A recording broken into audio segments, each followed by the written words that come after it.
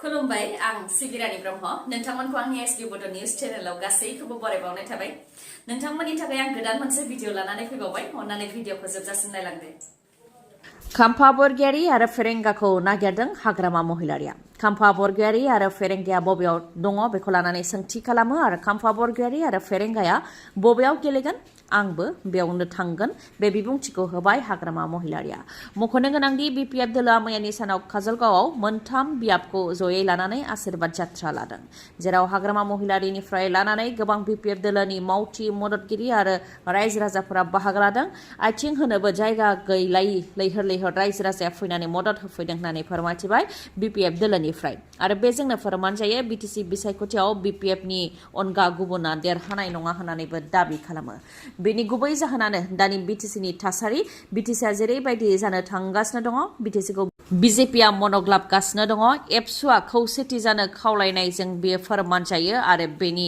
दायनिगिरिया बिजेपिखौ जायगा होग्रायानो अदेबानि इउपिपिएलआनो बिजेपिनो दरजा खेवनानै होदोंमोन होननानै बुंथियो बिपिएफ दोलोनिफ्राय सिक्स शेड्युल आरो ट्राइबेल बेल्ट एन्ड ब्लकनि गोहोखौ खम खालामबाय बेनिखायनो बिटिसिखौ सिगांनि बायदि गोहोगोरा खालामफिननो थाखाय बिपिएफखौ रायजो राजाया मदद होदों होननानै फोरमायथियो बेनि अनगायैबो इउपिपिएल दोलोआ साख्रि होनाय फरायसालिफोरखौ सोरखारि खालामनाय लामा दालां बानायनाय नखर नखर साख्रि होनाय बेफोराव फेलें जादों लाइमोनफोरनो थांना थानायनि राहा खालामनो हायाखै एनडिएबिफोरखौ गोदाव सोराव खालामदों सासेनोबो साख्रि होआखै जाय दुखुनांथाव होननानै बुंथियो बेनि अनगायैबो इउपिपिएलआ अन्थाइ खाम्फा गायसनदोंब्लाबो खामानि मावाखै बिटिआर गोरोबथाखौ लानानै रायजो राजाया गोबां मिजिं दंमोन central university NIT tribal university organic university जानो नांगौमोन नाथाय बे 5 बोसोराव खामानि मावनायखौ जागायाखै होननानै बुंथियो बिपिएफ दोलोनिफ्राय जाबाय थानाय डुरान्ड कापआव बड'लेण्ड एफसिआ क्वार्टार फाइनालाव सौहैबाय डुरान्ड कापआव 4 गल सोनानै जारिमिन सोरजिदों बड'लेण्ड एफसिआ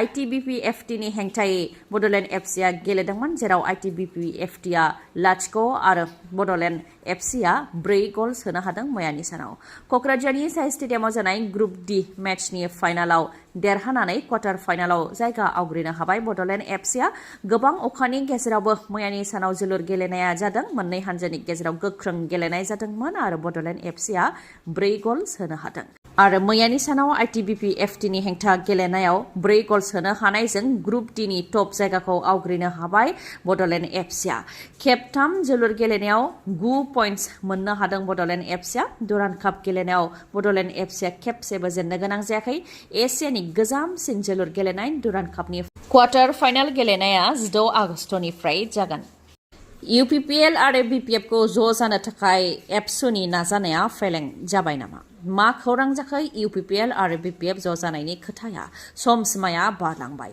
12 आगस्तसिमखौ समायसिमा खानानै होदोंमोन दुलाराय बर' फरायसा आफादजों लोगोसे गुबुन गुबुन आफाद गासै मोन 16 आफादा समसिमा बारलांबाय अब्लाबो आसा दङ बेखौ फोरमायथिदों दिपेन बर' बिथाङा इउपिपिएल बिपिएफखौ ज' खालामनो बिबान लानाय एबसुनि आफादगिरि दिपेन बर'आ फोरमायथिदों दि ज' जानायखौ लानानै थांनाय 10 आगस्तआव हावलिनि बड'लेण्ड गेस्ट हाउसआव माहारियारि आफादफोरजों लोगोसे इउपिपिएलनिफ्राय सीईएम प्रमद बर' आरो मन्त्रि उरखावगोरा ब्रह्मआ सावरायदों नाथाय बिपिएफनिजों दाबो जथुमनाय जायाखै होननानै फोरमायथियो ज' जानायखौ लानानै हाग्रामा महिलारिनि जानानै पाब्लिसिटि एन्ड अर्गानाइजिं सेक्रेटारिनिफ्राय लाइजाम हरदोंब्लाबो बेयाव हाग्रामा महिलारिया जों सावरायगोन होननानै लाइजामाव मख'नाय गैया अब्लाबो जों आसा फारिनानै दं होननानै फोरमायथियो दिपेन बर'आ नाथाय ज' जानायखौ लानानै सावरायबाय थानायनि गेजेरावनो बिपिएफआ ज' जानो थाखाय सिगांनि समाव एबसुनो हरनाय लाइजामा समाज बिजोङाव ओंखारदों नाथाय बे लाइजामखौ आं आरो बै समनि एबसुनि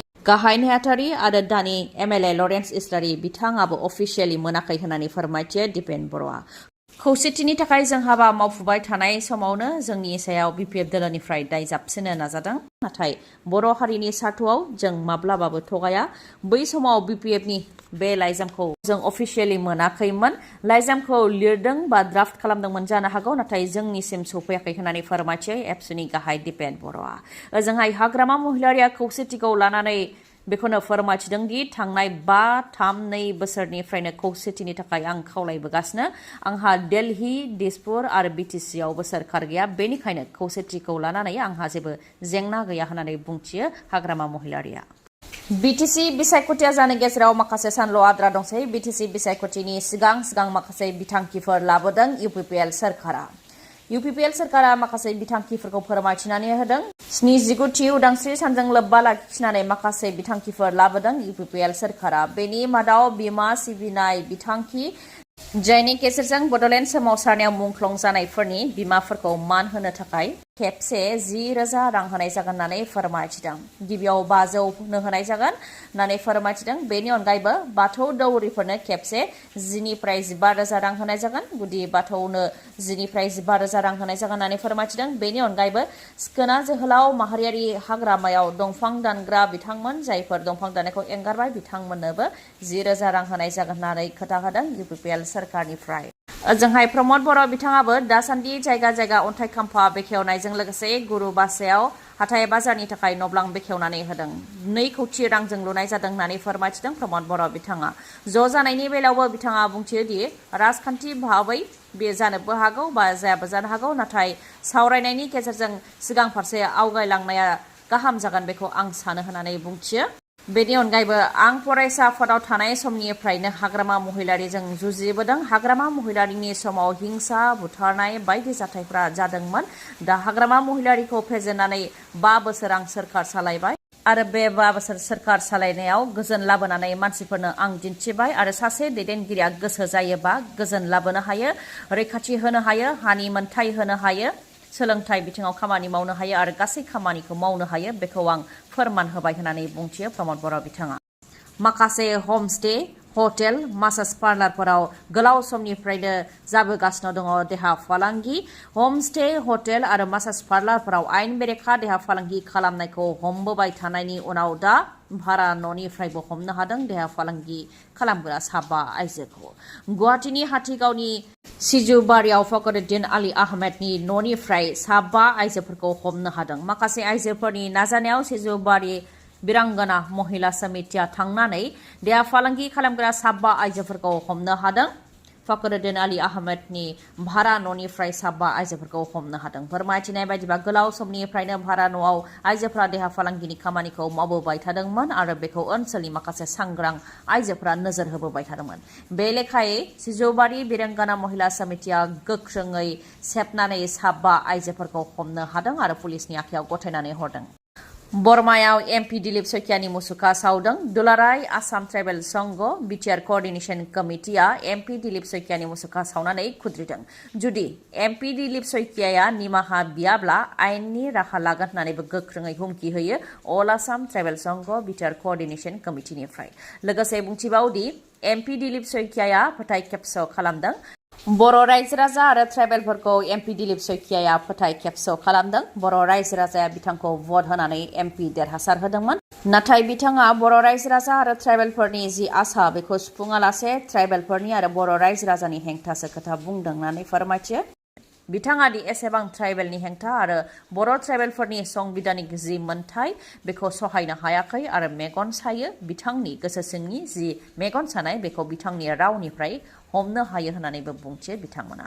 लोगोसे बुंथिबावदि MP दिलीप सैकियाया बर' ट्राइबेलफोरनि सुथुर, संबिजितनि हेंथा, सिक्स शिड्युलखौ जों गोबां बावसोमनाय बर'नि बिर जोहोलावफोरनि जिउ होनायजों मोनदों, नाथाय ट्राइबेल बेलेन्स ब्लक आरो सिक्स शिड्युल जयै थानो हाया आरो संबिजितखौ सोदांनानैब्लाबो बोखारनायनि खोथाखौ MP दिलीप सैकियाया जि बुंदों बेनि थाखाय रायजो राजानाव निमाहा बियाब्ला अल आसाम ट्राइबेल संघ बिटिआर कअर्डिनेशन कमिटिया गोख्रों धरना होगोन आरो आयेननि राहा लागोन।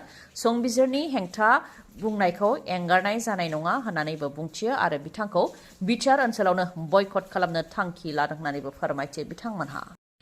BPFनि उनाव UPPL सोरखार फैबाय, अब्लाबो नायसनजायासै मुसलपुर बियाबनि सिङाव थानाय भोगपुर गामिनि गंसे दालाङा।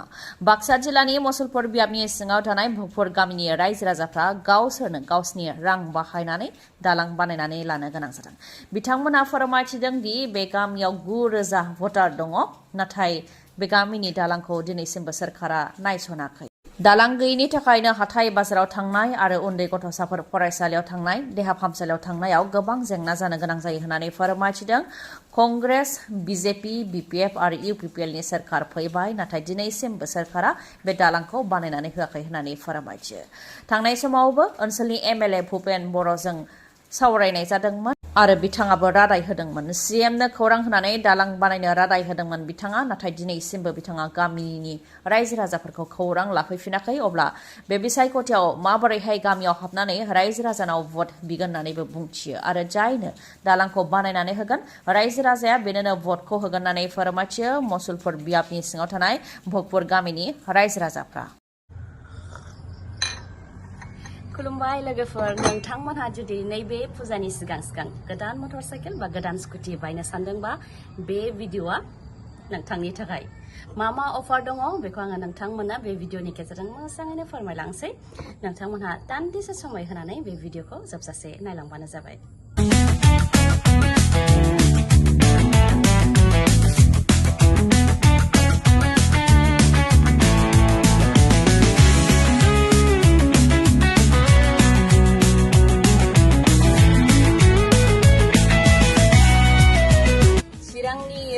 थानाय बागुरुम्बा टिभि श'रुमा एक्सचेन्ज आरो लन मेला खुंनो आखायाव लादों। 18, 19, 20 आरो 21 सानब्रै 18, 19, 20 आरो 21 बे सानब्रैयाव एक्सचेन्ज आरो लन मेला खुंनो आखायाव लादों। लोगोफोर, नोंथांमोनहा जुदि बे फुजानि सिगां गोदान मटर साइकेल बा स्कुटि बायनो सानदोंबा बे श'रुमनिफ्राय नोंथांमोना बायनो हागोन। आरो जुदि नोंथांनाव गोजाम मटर साइकेल बा स्कुटि दङबा जायखिजाया कम्पानियानो जायाथों मानो आरो नोंथाङा जुदि गोदान बायनो सानदोंबा एक्सचेन्ज खालामनानै गोदानखौबो लानो हागोन लोगोफोर। बेनि अनगायैबो माखासे अफारफोर दंबावो लोगोफोर। अफारफोरा जाहैबाय रां गरसेबो होआलासे नोंथांमोनहा गंनै हेलमेट मोननो हागोन, लोगोसे सिट कभार आरो टेंकि आबुं जाजासे पेट्रल।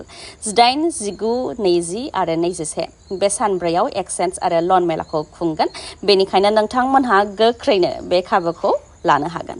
मोजाङै मिथिबावनो थाखाय 9101272776 बे जानबुं नाम्बाराव कल हरनानैबो मोजाङैनो सावरायहरनो हागोन नोंथाङा। गोजोन्थों।